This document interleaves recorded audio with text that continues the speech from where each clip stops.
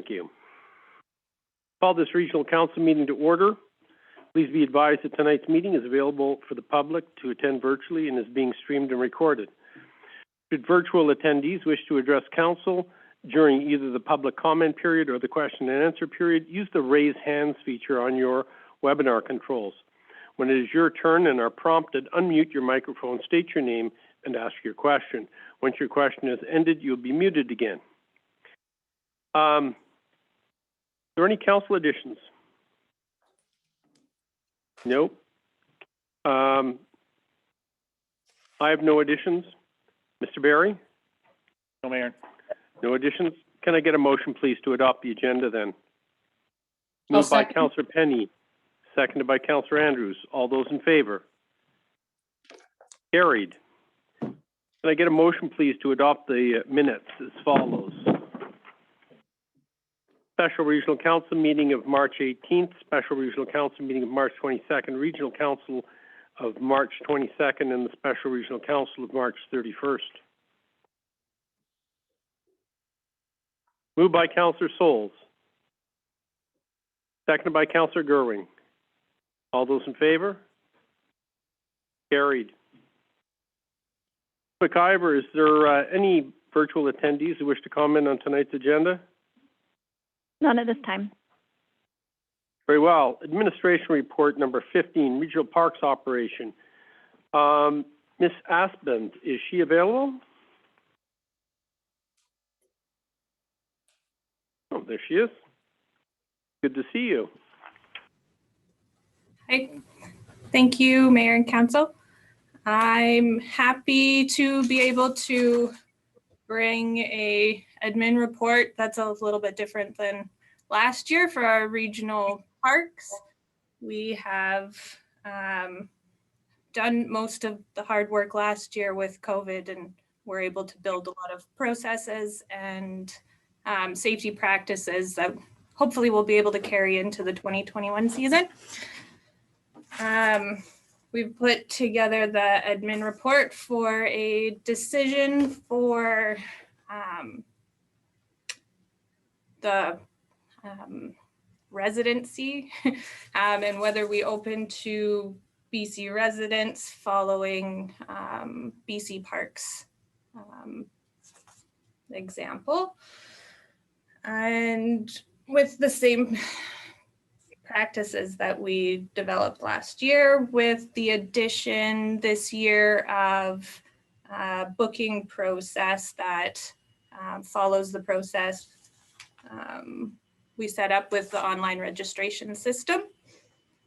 The other options being the same online registration system that we had set up last year with no restrictions based on residency.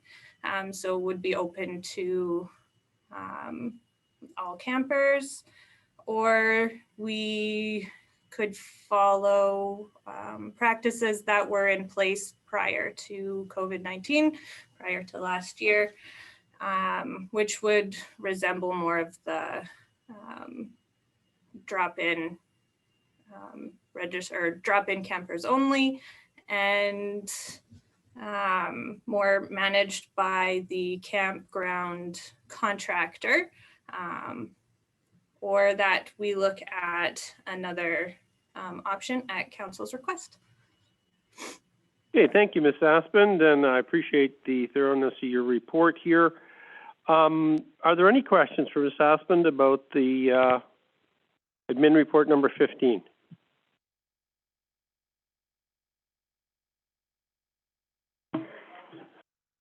Look, a very excellent report, not even a single question.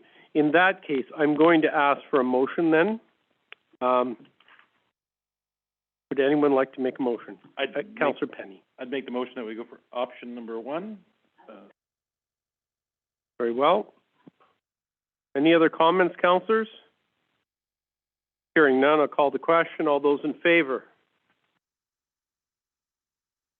Carried. Thank you very much. Thank you.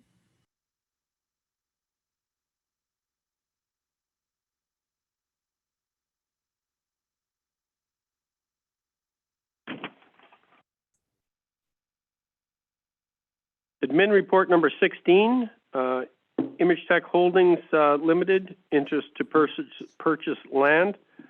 We have with us Miss Lisa Thompson. Councillor Penny. I'm just going to declare a conflict of interest here. It's a competing business with my own, so. Very well. McIver, if you would record that Mr. Penny has left the meeting.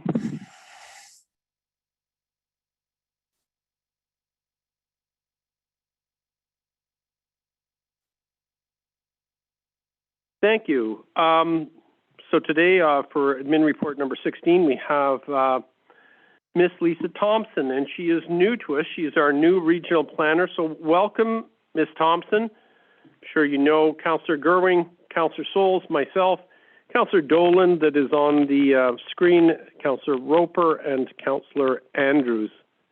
It's good to see you. Great, thank you. And just maybe, Jaylene, can you confirm that you can hear me okay? My headset's been acting up a little bit today.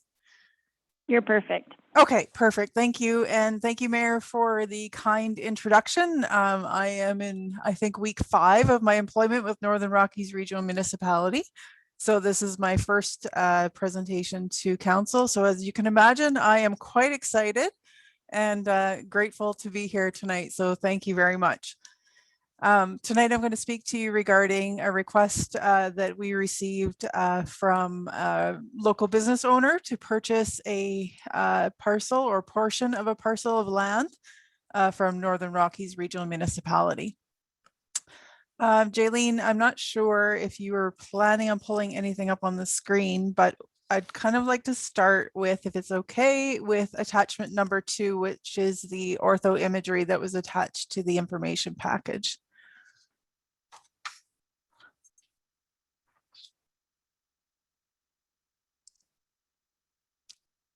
Great, thank you very much.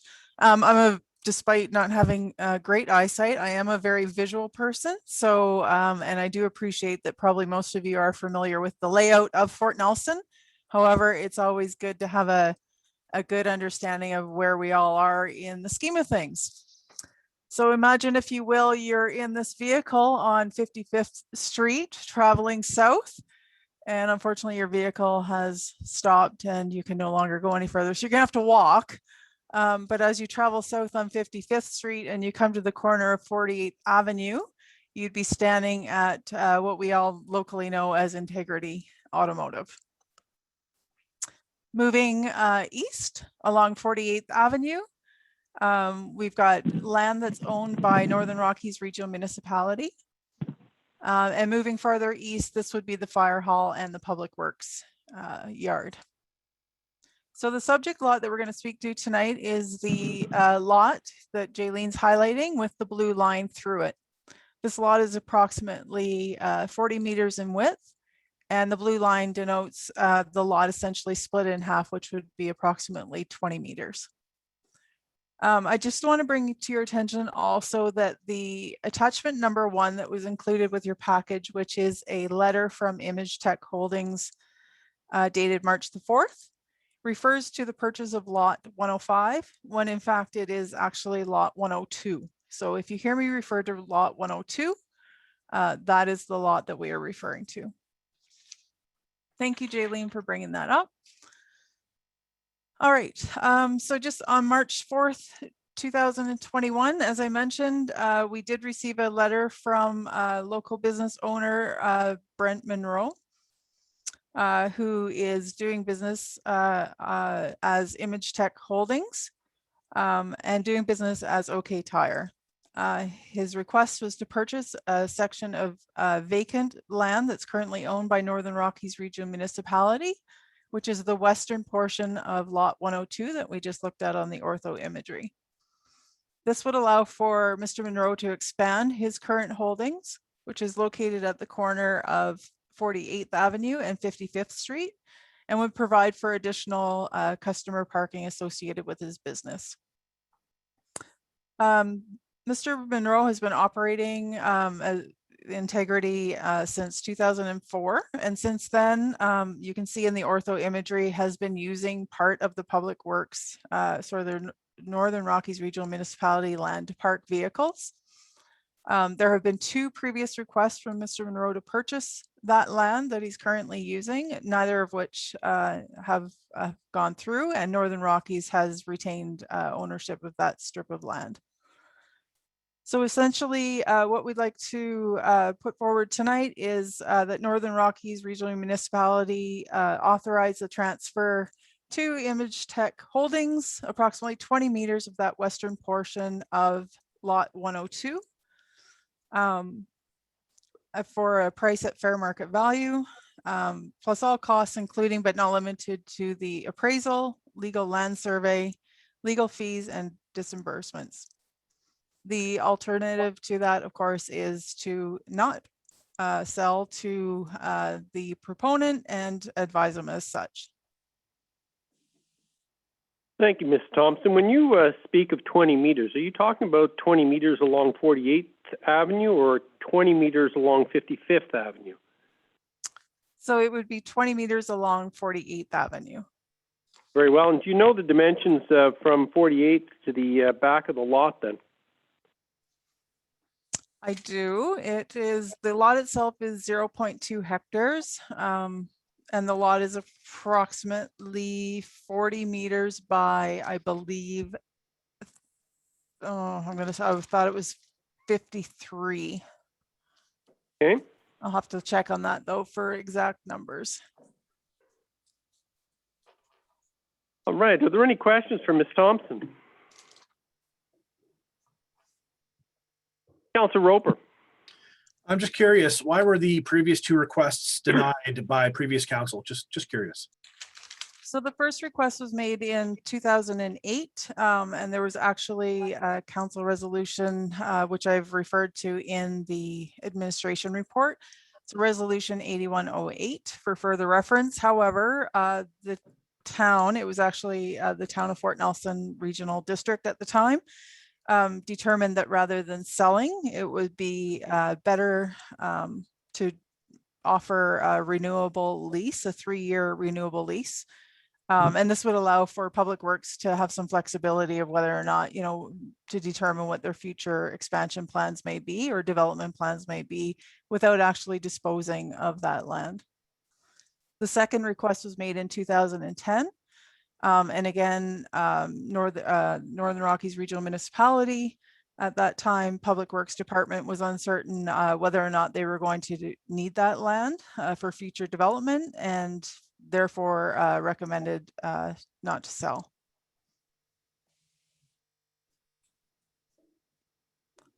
Are there any other questions? Oh, Councilor Roper.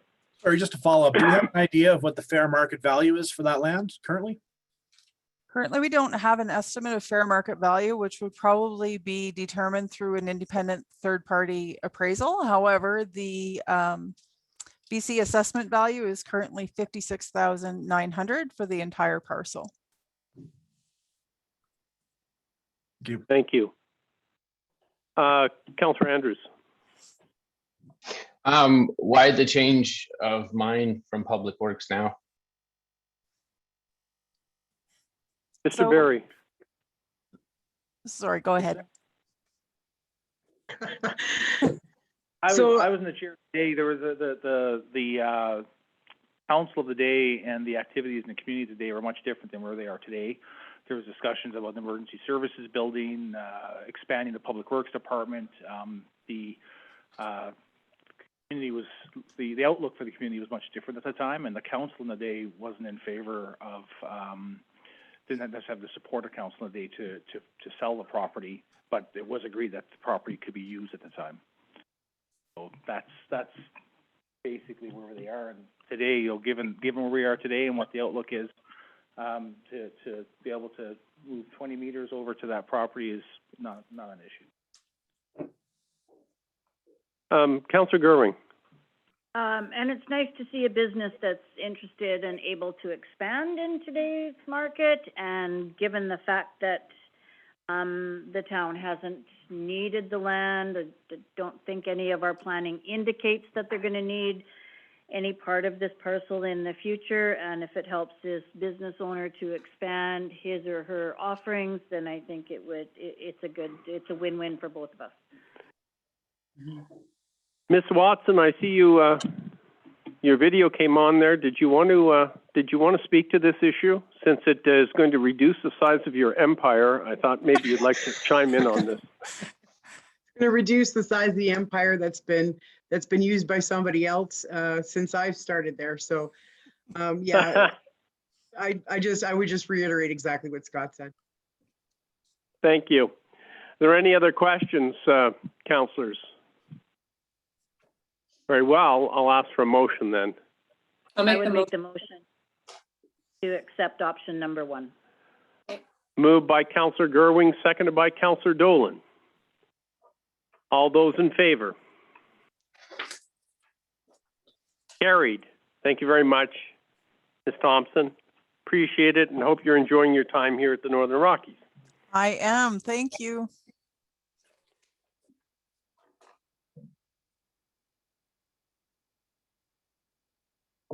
Welcome back, Councillor Penny.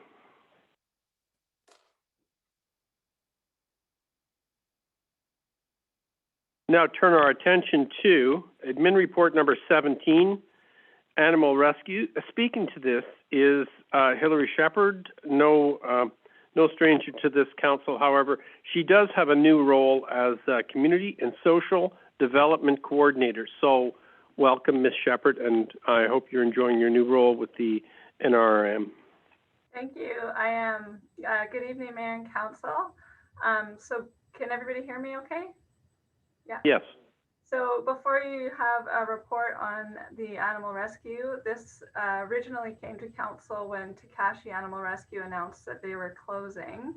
The report for information is basically a summary of the current processes that are in place with the pound keeping, animal control, and the bylaw.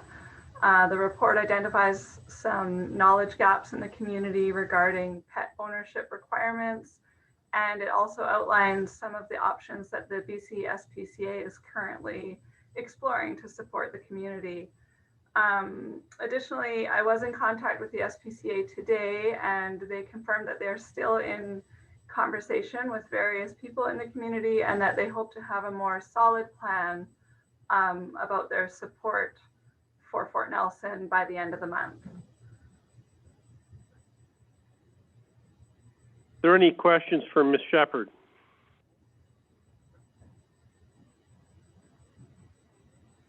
Councillor,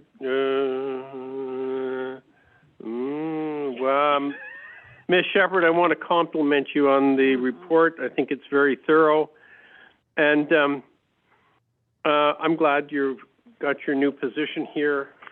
And Councillor Goering has a question. Yes, agree.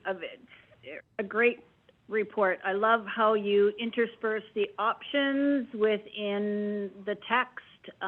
Some just gave some additional points to think about as I was reading it. So yes, a really, really well done report. Thank you very much. I've got major thoughts on this whole situation that we are in. I've got a few questions. I don't think I'm really clear on what, I guess I'll call it the pound. Like the amount that we pay, if I've done my math right, it's about $33,000 a year to the pound. And then when we look at the statistics, I don't think we're really utilizing the pound if I'm following the analysis that was presented in this thoroughly awesome report. So that was my one point, is that are we actually utilizing services that we're paying for? And then another thought that I had as I was reading the report is I wonder if the lack of calls that we're seeing, I mean, number one is to do with COVID, maybe, but also I wonder if it's the system that we have in place.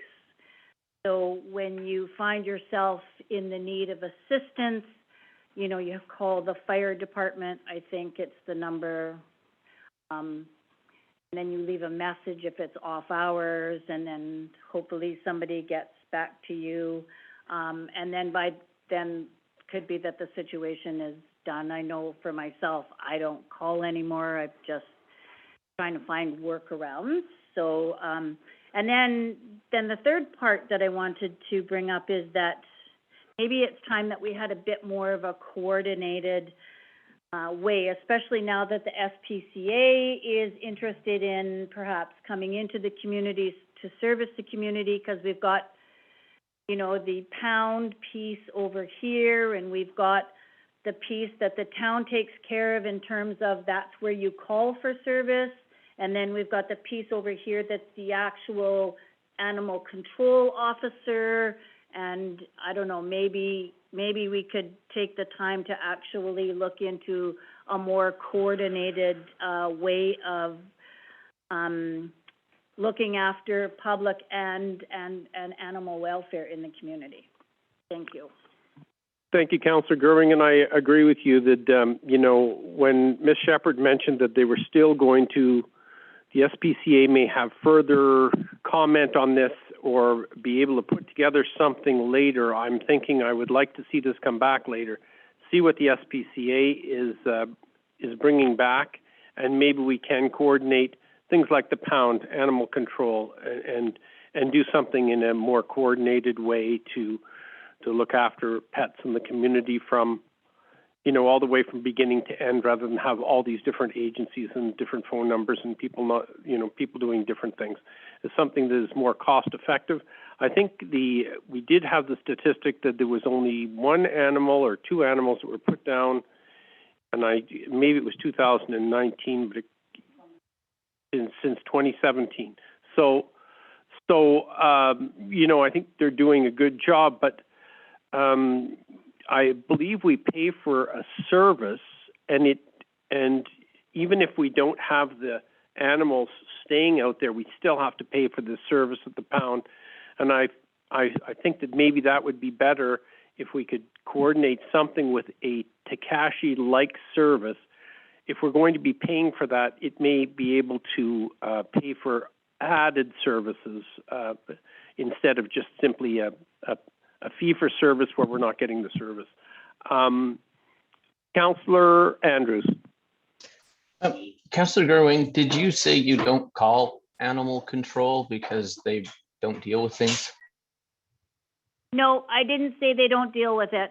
I said I no longer call animal control. Maybe that's why nobody goes to the pound. People don't call animal control. Are there any other comments or questions for Ms. Shepherd? Councillor Souls. I do notice that the pound system goes back a long way, and it used to actually provide the functions that a group like Takashi's do. And so here we're paying an old system and not supporting the new one that took place of it.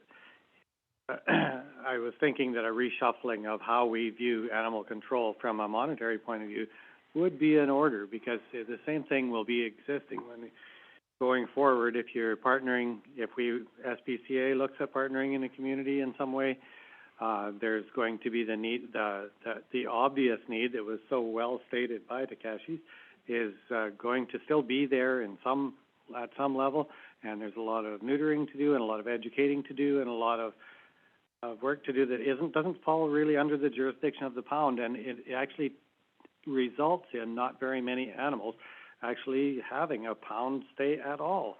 So we're paying for a pound and not using it for its function. We need to talk about restructuring. Councillor Gerwing. Absolutely agree, and I think that it would be really, really important to bring all of those people together to come up with a plan, because I think that the people that are operating the pound do great work, and they have so much knowledge and they have a lot of expertise that they could lend to possible solutions. So moving forward, I would really like to see all those people at the table making the plan, and in conjunction with the NRM. So perhaps we would be looking for a motion here of the very last option here. Council may wish to have staff continue collaborating with the BCSPCA and veterinarian serving the community, so that we can see where the SPCA is going with their replacement to Cashies, and then bring this back so we can have a look at maybe the larger picture with them included at the table, as you pointed out, Councillor Gerwing. Would that be satisfactory? Councillor Gerwing. So I like how you've included the SPCA, but I'm wondering if we want to put more of a focus on people that currently are servicing Fort Nelson. They know the needs best. I don't know whether former management from Takashi's would be interested in bringing forth some, because she did send a letter with lots of suggestions. So I just think that maybe the first step would be to bring all the local players together with the SPCA and then come up with some. I think, if I understand correctly, the SPCA is not going to run this. What they're doing is they're assisting in setting this up for those local people. Ms. Shepherd, can you speak to that? What has SPCA said they are doing? So the SPCA was looking at the three options, and the one was an animal transfer program, and the second option, which would work with both other options, is to hire a local contractor, or if Takashi's was going to stay open, it would possibly be looking at a grant. But when I was first talking with them, they were thinking of approximately 10 hours a week contract for somebody to liaise between the pound, animal control, the city or the town, and the SPCA to look at transport of animals between the services. Okay, thank you.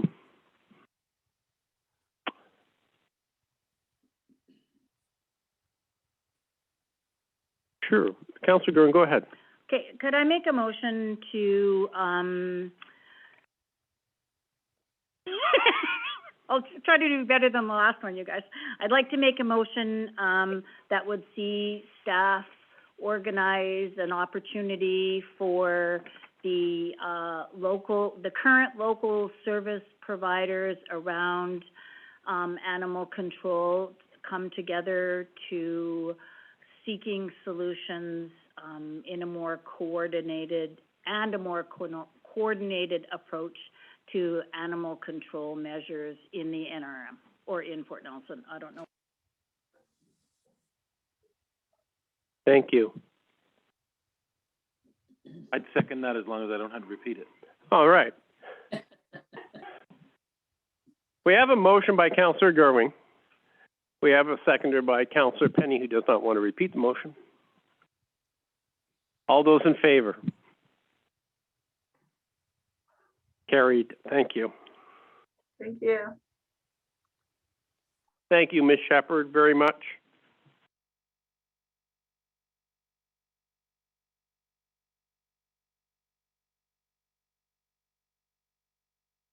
Administration report number 18, Public Works plow truck purchase.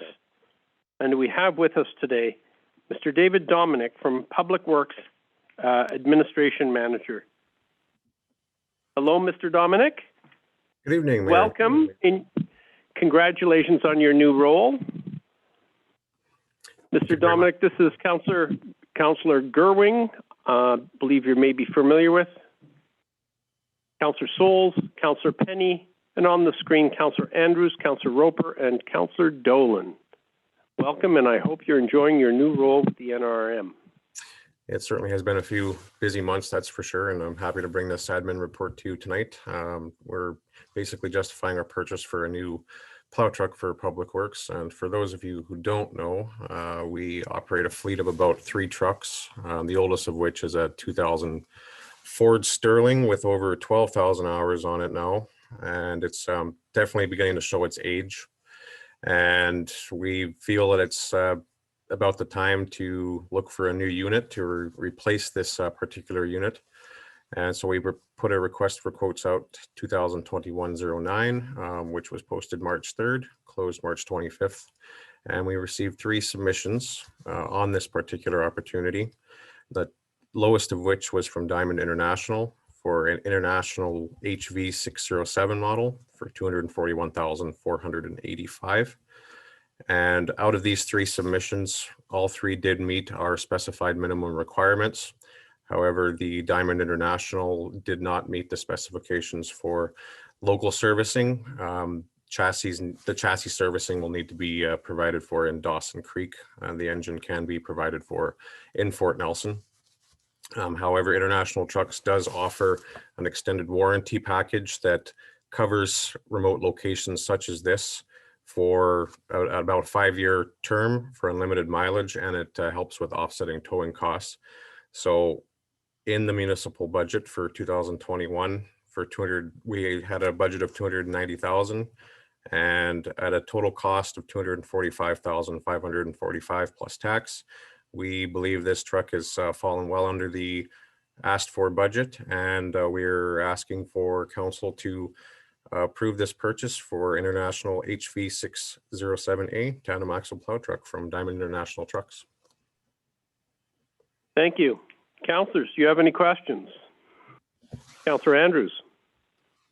Were any of the quoted trucks able to get all of their warranty done locally? Yes, so both the higher models, the higher priced models were able to have servicing provided for in Fort Nelson. However, the price difference, as you can see, is quite significant. And we believe that the extended warranty that International offers in this particular case for our rural and remote location well offsets that the downfall of having to provide for chassis servicing in Dawson Creek. Thank you. Councillor Penny. You refer to the chassis. What exactly are you meaning? So it's only the engine can be done here? Transmission work wouldn't be able to be done here? Transmission work partially can be done here. It's an Allison transmission in this particular truck. The service provider in Dawson Creek can also provide for the transmission as well, which would also be covered under this extended warranty for our rural and remote locations. So even with this warranty, we would still have to pay the time for someone to drive it down, stay in Dawson Creek and drive back. Is that correct? Well, the towing coverage basically covers a service provider to come up and grab the truck and take the unit to Dawson Creek for servicing. Or if that cannot be provided for, then we would provide for the transport to Dawson Creek and then be reimbursed up to $1,100 per tow per incident, and that's unlimited mileage coverage as well. Okay, thank you. Any other questions, councillors? Councillor Gerwing. Thank you very much for another great report. So not being a mechanically inclined person at all, is there any quality difference between a Freightliner, a Mack Granite, and an International, like, I don't know, is that the right question? Am I asking it right? Yeah, so they're One better than the other? Well, there definitely is, as you can see, a price difference for sure. All 3 trucks will perform what we are asking of the truck. However, the 2 higher submissions that were quoted were basically colloquially known as overkill. They were way higher spec on the motor. They would perform the jobs that we need to do. However, for the price difference, the International from Diamond International covers all of our bases and is well under budget as well. So we feel it's an adequate purchase for the municipality. Thank you. Thank you. Are there any more questions? Very well. I'll ask for a motion, please. Moved by Councillor Souls, seconded by Councillor Andrews. All those in favor? Carried. Correspondence, letter from Mr. Bob Zimmer, our Member of Parliament for Prince George, Peace River, Northern Rockies, asking for a letter of support for the National Suicide Prevention Hotline. That is in your package tonight. Are there any comments?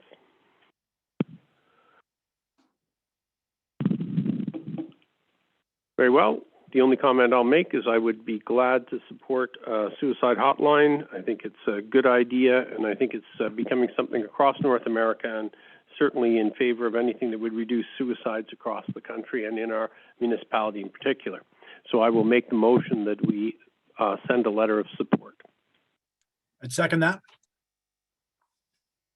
Seconded by Councillor Penny. All those in favor? Carried. Information package, received for information, council information package of March 24th, council information package March 31st, council information package April 7th. New business items, there's, Councillor Gurman, go ahead. Yeah, March the 24th, council information package, there was a letter from the city of Prince George about the British Columbia Hydro and Power Authority, the 2020 street lighting rate application. I mentioned it at the budget meeting and said that I would bring it up at our council meeting. So they included a letter that they respectfully request that the city's concerns be considered in the evaluation of BC Hydro's street lighting rate application. So I'm just wondering if we want to piggyback on the city of Prince George's concerns. Mr. Barry. So we did actually do some follow-up. We're still gathering some information. We actually have some information to provide to council, but I'm just waiting for one last piece from BC Hydro that Luann Public Works looking for. In a nutshell, what's occurred is that the lights that the street light program that BC Hydro has for our street light, or sorry, for their street lights, so the wooden pole lights, I guess I'll call it, so ones on the wooden poles, which we typically call lease lights, they're going to remove the HPS lights and install LED lights in their place, so high pressure sodium versus LEDs. What they're doing is charging a surcharge for the first 3 years of $2.06 per month for each light, or an early end of life, we'll call it, which is pretty typical or common when you look at an asset management program and you look at renewals. So they're going to be basically disposing of lights prior to when the end of life are for those lights. If you were to re an LED light with the HPS light, re meaning equivalent wattage, or equivalent brightness or lumens versus the wattage, we'd actually pay less for the lights that are being installed. So an example would be if you replace a 100-watt light, HPS light, with a 40-watt LED light, the cost to the municipality would actually be less. What we're not sure of right now, we're working through in the lands, as myself and Luann just chatted about this again today, is BC Hydro might replace it with a brighter light or more intense light, which would be a little bit higher cost at the initial stage for the first 3 years, not necessarily after the 3-year window. Disposal fee, we'll call it, for the HPS light. So we're just confirming what the costs are. The numbers we have right now, based on what we believe is going to be the replacement LED lights, it's somewhere in that $5,000 annually. But we're going to provide. I'll send an email to council to provide more information, because when we initially looked at the information, we weren't necessarily confident that we were actually going to be paying more. And at this point, we're still not, because some municipalities, the bottom line is if we're paying more, what we think is that if we're going to pay more, we're going to pay more because we're getting a better, brighter light. So it's like saying, I want to change my light bulb from a 60 watt to a 100 watt, but I don't want to pay any more for it. So what Hydro has responded at this point is they did respond to say that some municipalities are actually outlining which lights they want to replace them with. So instead of Hydro saying, we'll replace your 100 watt with a 60, we'll replace your 100 watt with a 40, equivalent lumens, and less even with the surcharge. So it's not just a matter of that's not what we're just doing, but we just wanted to make guiding direction based on. We actually have a spreadsheet and stuff. We can get it out to you. Just the last bit today was that one last question that we just wanted to confirm what Hydro was doing versus we can request of councils, because the cost could be extra, but it could be based on an approved. So we'll just await that spreadsheet from administration to come back? Perfect. Okay. There's no additions by mayors, councillors, or CAO, so I will move on to rec statistics. And we've received that for information for March 2021. There's no questions on that. We'll move on. Are there any council reports? Councillor Gerwing. Yeah, so April the 7th, I attended the Linked Sectors Advisory Committee for BC Rural Health Centre, and there was a presentation around the Rural Health Hub by Dr. Pavlich, and he's got years of experience working in rural and remote BC and is very experienced with the development and deployment of new and emerging technologies in the interest of improving health outcomes for rural and First Nations BC residents.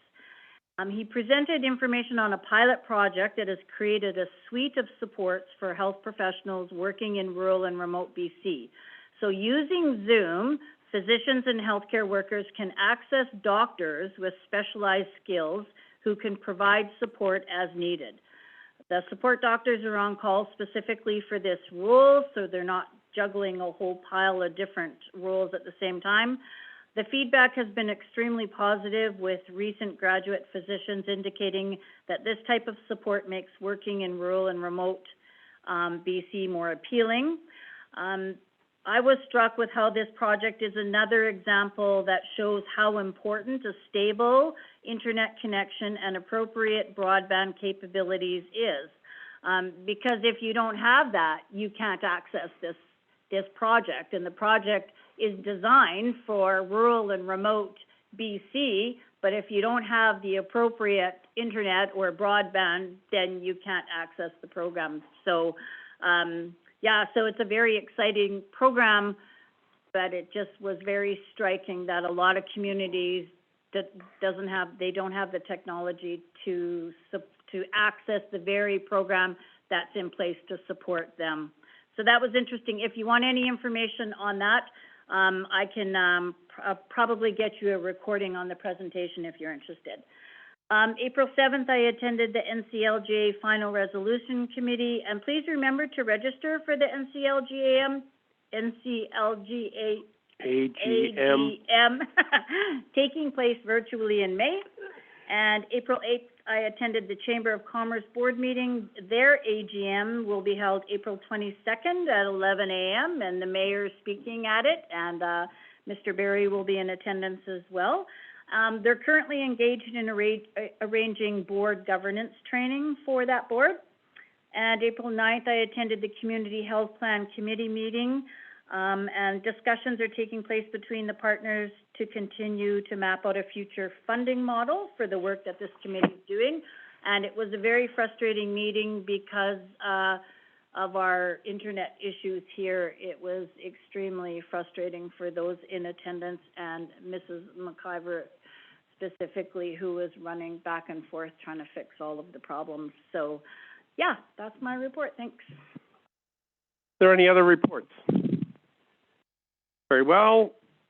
April 6th, with the Resource Municipalities Coalition, we had a meeting with Minister Bruce Ralston. It was good to meet him again, speak to him about some issues. This was primarily on mining and permitting and environmental issues concerning the permitting of mines and getting new mines off the ground. But I did have an opportunity at the end of that to speak about the geothermal announcement and our relationship with First Nations and the Orphan and Abandoned Oil Wells program that his ministry is running. So that was discussed, and it was, as I say, it was good to meet with them again. April 7th, Community Roundtable. One of the issues that was brought up was the need for a social worker, and the position has been vacant for some time. So we'll be looking into that and seeing if we can't do something about that issue. April 8th, met with Municipal Affairs Minister Josie Osborne with other mayors and chairs from around northern British Columbia. There was a whole wide-ranging thing about what was discussed, from COVID vaccines, immunization plans, etc. And that has been forwarded to all the council members as well. Timelines about dosages, et cetera, and we had Dr. Lavoie's presentation and invited the mayors and the regional district chairs. That was following the mayors and regional district chairs meeting, so that was good. Following that, we had on April 8th, Northern Health. That was attended by Colleen Nice, Kathy Ulrich, and Dr. Kim, who is the Chief Medical Officer for Northern British Columbia.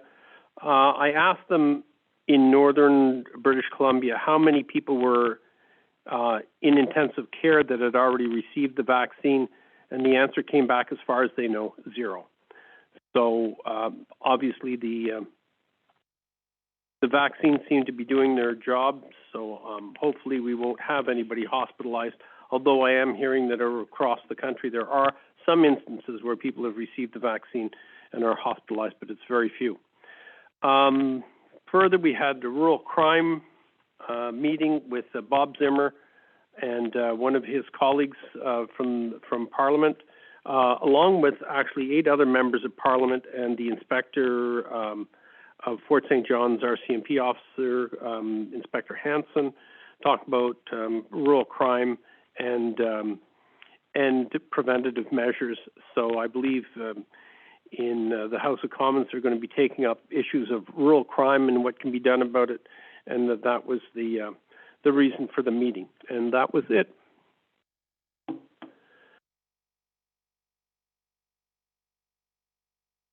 Are there any questions from the public?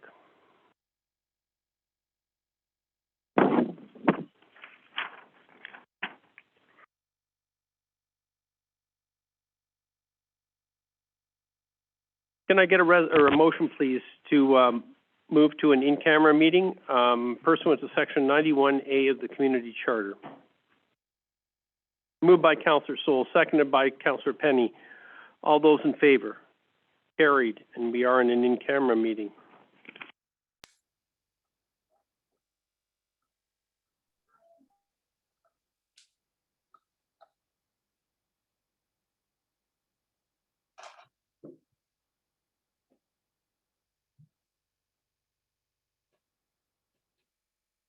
Recording? Okay, thank you. So we'll call the Regional Council meeting back to order, and we're rising and reporting that Mr. Denstad has been appointed to the Community Forest Board as an alternate. Yep. Thank you, Councillor Goering.